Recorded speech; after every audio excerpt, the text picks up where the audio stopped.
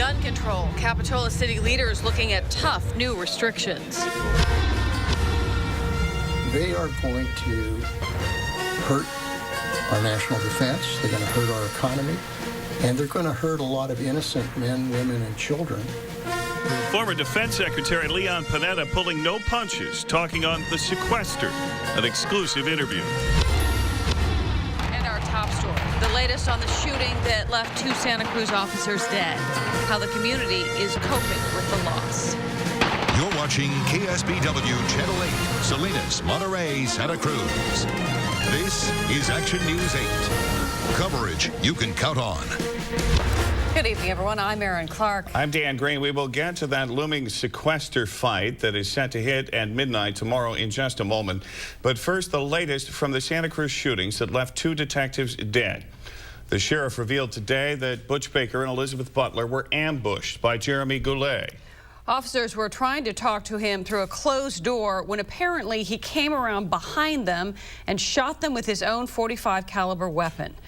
After killing the detectives, Goulet then took off with both officers' weapons. He also used Baker's body armor, which he found in the police car that he had stolen. At a news conference today, the Santa Cruz County Sheriff said the detectives never had a chance.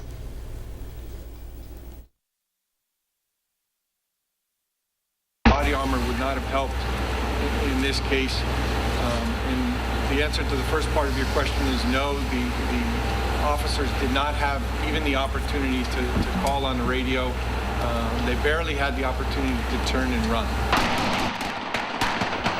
Goulet got into another shootout with other officers after he was trapped on Doyle just around the corner. He was shot and killed there. Sheriff Wowak also said Goulet had a passport and an airplane ticket to New Mexico, where his mother lives. Today, the police chief said that his officers are set to go back to work tomorrow morning. But the grieving will continue. The memorial for Baker and Butler outside the police department continues to grow as people are coming to mourn, grieve, and show support for police. We're 2 days into this, and it's not any easier. Nothing's gotten easier for any of us. There have been a lot of tears shed behind these walls. A lot of tears shed in this community. There's been just such an outpouring from the community at large and then around the nation. I'd even say around the world. We're getting emails from all over. Well, before those Santa Cruz police hit the streets tomorrow, there will be a briefing. It will be the first since the shooting occurred. Santa Cruz police announced plans for the memorial service this afternoon. So here is what we know so far. The memorial service will be held at the Kaiser Permanente Auditorium at 11 o'clock Thursday morning, March 7th. That's 1 week from today. Overflow crowds will be put in the Civic Auditorium and possibly in a third yet to be determined location. Our coverage of the shootings continues online. There you can check out our live blog with all of the latest information on the fallen officers, the suspect, and the investigation. It's all there at KSBW.com.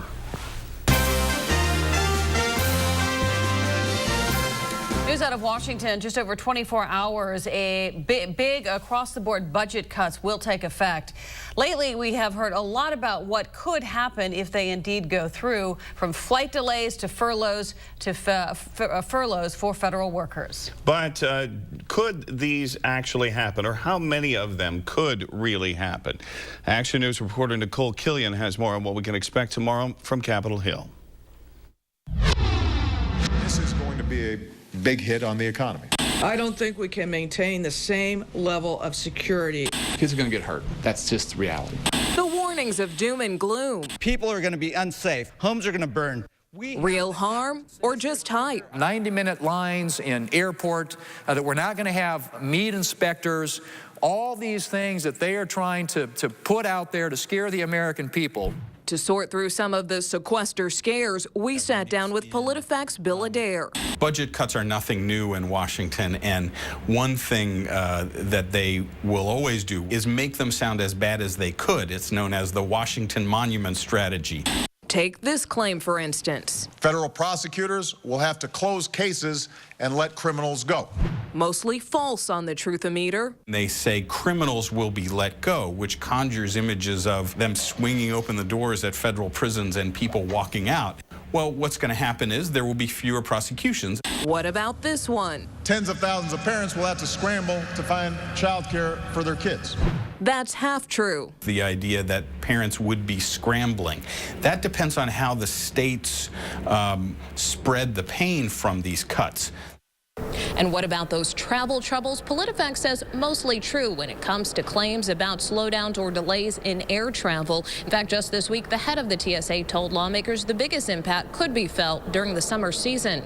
On Capitol Hill, Nicole Killian, KSBW Action News 8. Well, the California Health Department says they could stand to lose tens of millions of dollars if the cuts kick in, including $1 million in vaccination funding, $2.5 million in upgrading the state's response to infectious diseases and natural disasters, fewer food inspections, substance abuse programs, and 50,000 fewer HIV tests. It's critical that CHAZ is able to provide far-reaching services for people who are living with HIV, but just as importantly is to test people at high risk of HIV to ensure that they can access primary medical treatment as quickly as possible. Nationally, if the sequester does happen, it's estimated that some 350,000 mentally ill and emotionally disturbed children may go untreated.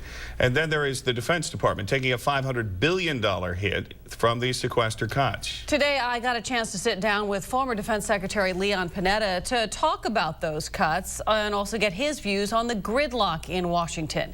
Here is part of our exclusive interview. My job as Secretary of Defense was I've got to be able to keep the American people safe.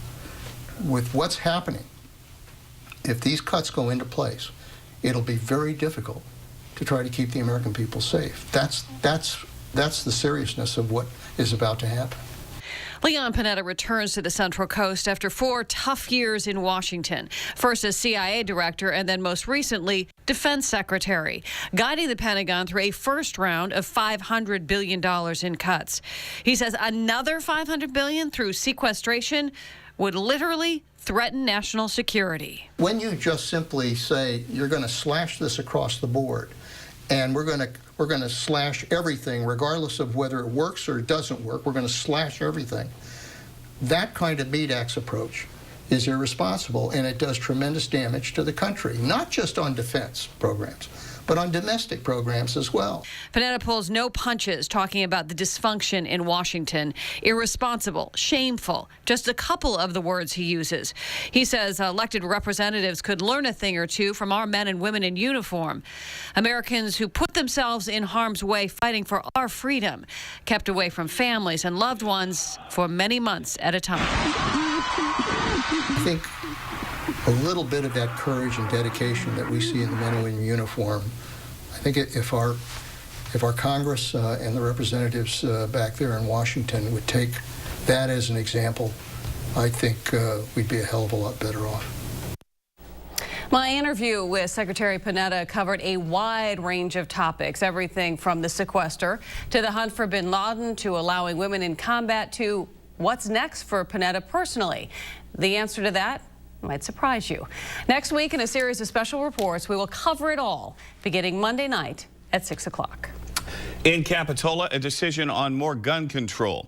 City council members took up the issue at their meeting tonight. The already scheduled discussion comes as the community is still reeling from the shock of Tuesday's tragedy just down the road. Action News reporter Brittany Nielsen is live tonight with details. Well, Dan, the Capitola City Council did pass its urgency ordinance tonight, only after, though, it took out some controversial elements. Several gun advocates were there to voice their opposition to Capitola's ordinance, and so did some council members. The council removed parts of the ordinance, including limiting the number of retail dealers that can operate in the city and regulating the distance between gun shops. Much of the ordinance is already covered by state law, things like requiring firearms to be locked and secured and banning possessions of guns near schools and city property. Now, the council did keep zoning requirements and the hope that the ordinance would help regulate where guns can be sold. Several citizens stood their ground tonight, telling the council that they didn't believe in these increased regulations. To spend extra money to do that, to spend extra time from the city council and the police for something that's not going to accomplish anything more than is already being done in the state and federally, and is very likely going to subject you guys to lawsuits. I oppose this 100%.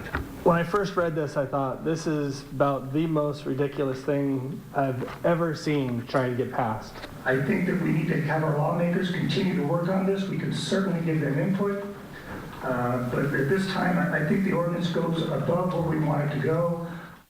Of firearms dealers. Now, this urgency ordinance required a 4/5 vote, and that's what it got tonight. The mayor voting no, saying she does not want more gun retailers in Capitola. Now, Police Chief Rudy Escalante tonight talked about the great job that the two already existing gun retailers are doing, saying that they are going above and beyond many times the state law that is already in existence. Dan, Aaron. All right, thank you very much, Brittany. The council says this is the beginning of the discussion.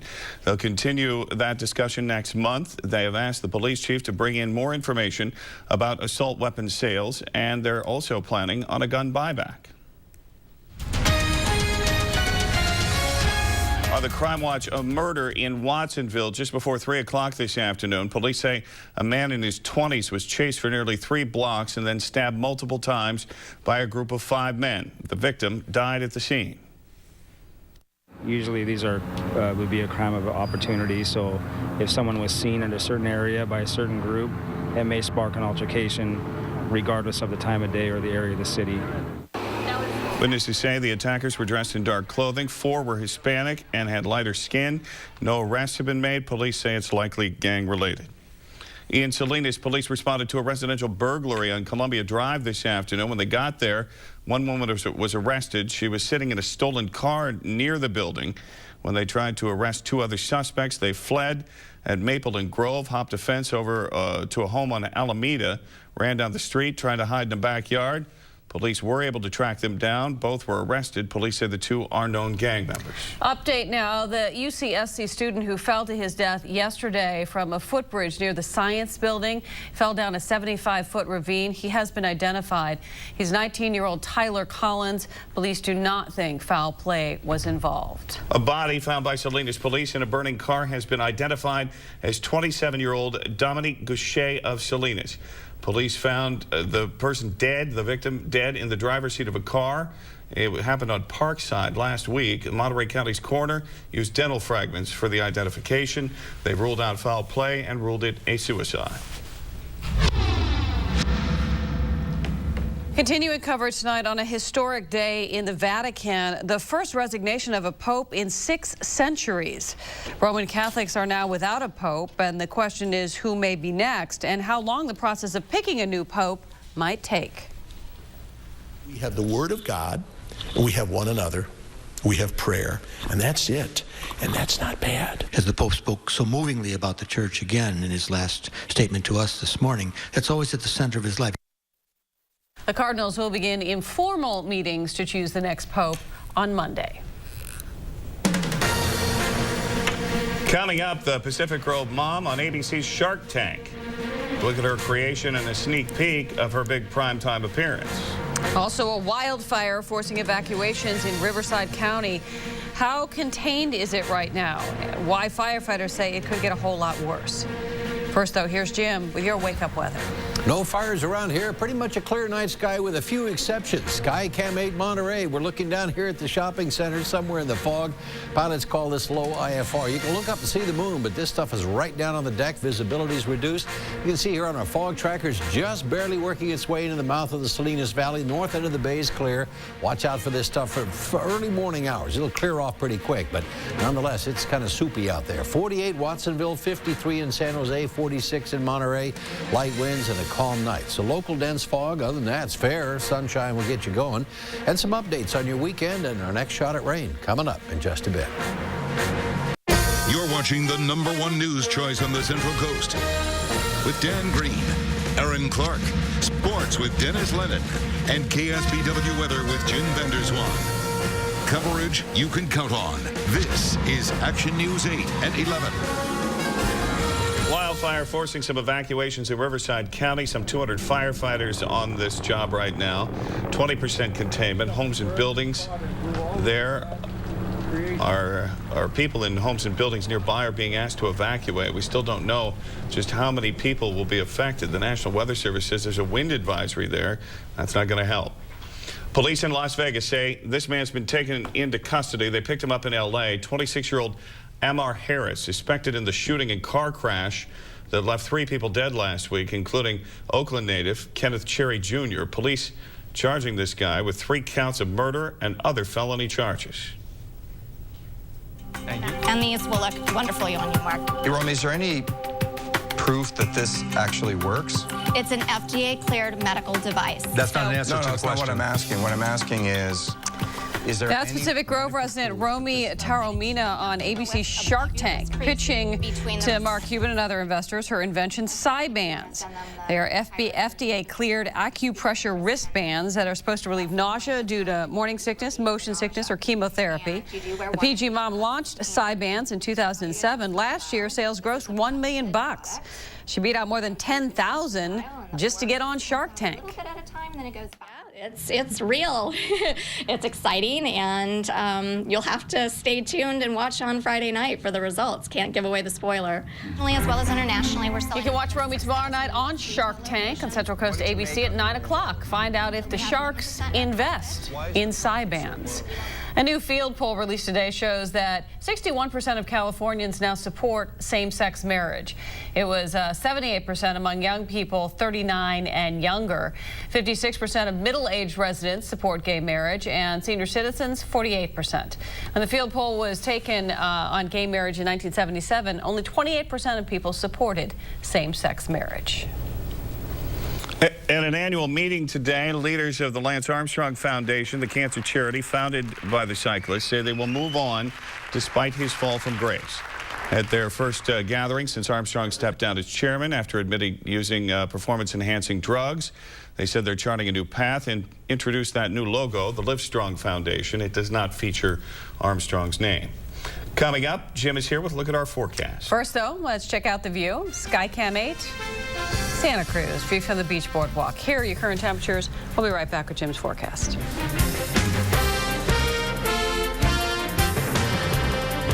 Now, KSBW weather with Jim Vander Zwaan. Still waiting on rain? Be patient. We may just crack it open here with the new month starting tomorrow. A little bit up to the north of us. Not much in California yet. We'll see a little bit already over the weekend along the California-Oregon border, but we'll have to wait a little longer down here. 70s tomorrow, even some 80s. Got Santa Ana winds going down south. Not good for firefighters, but it does clear the air a little bit. Meanwhile, while we're warm under a high-pressure ridge, it's still an upper-level low with snow flying from parts of the upper Midwest down into the Tennessee and Ohio Valley into New England. Not a major blizzard, but enough snow and blow to keep people going with their shovels and snow blowers a while longer. They'll keep with that in the mid-Mississippi River Valley, a little bit left over for the northeast. Pretty much dry outside of a few showers trying to make it over the top of that mountain of a high-pressure ridge. That's keeping us mild. It keeps everything else cool. High temperatures below freezing in Chicago, barely in the 40s in New York. Storm track right now out of this trough has to go up over this mountain, but each one that does will kind of shave it down a little bit. Tomorrow we should peak, and then it gets knocked down by a system. So we're looking at a warm day with an offshore flow. Then clouds come in, the ridge gives way, the rain stays up to the north until we can get this system to slide down a little bit farther, and around about Wednesday it ought to be in our sky with some much needed rain. Meanwhile, though, it will warm up. Here's something we haven't seen on the microcast for a while, some oranges and yellows, which means 70s, and that's pretty nice here, and not a lot of blues overnight. We're getting out of that area where we're freezing in the morning, so that's kind of a nice break as well. We'll figure on 40s and 50s in the morning in the Bay Area with highs in the 60s and 70s between San Francisco and the Silicon Valley. 70s look likely for the Santa Clara Valley, Salinas Valley as well. Nice and mild there at the high point of the day for the first one of March. 60s and even a couple of 70s, not all that far away from the Bay. A little bit of mist there, but that shouldn't last long. And we'll put some 7s in front of the highs with 40s overnight for most of Santa Cruz County. Clear inland, that's looking good. There are areas of dense fog already. We'll be around for the early morning hours, then burns off, so most of the tomorrow is going to be sunny and mild, and Friday no less. Morning sun starts it off Saturday, partly cloudy with high clouds coming in. Clears up a little bit on Sunday, but by then it's a little bit cooler. And it looks like late Tuesday night or more like early Wednesday morning we get the wet going here. Probably some leftover showers. Thursday, we'll keep you posted. Always here on the Big 8. How about that? Maybe leftover, but highly welcome. Highly welcome, yes. You bet. Thank you, Jim. Jessica is in for Dennis. Just ahead, round one of the Honda Classic in Florida, plus Sharks versus Red Wings. A close game as the Sharks look for a back-to-back home win.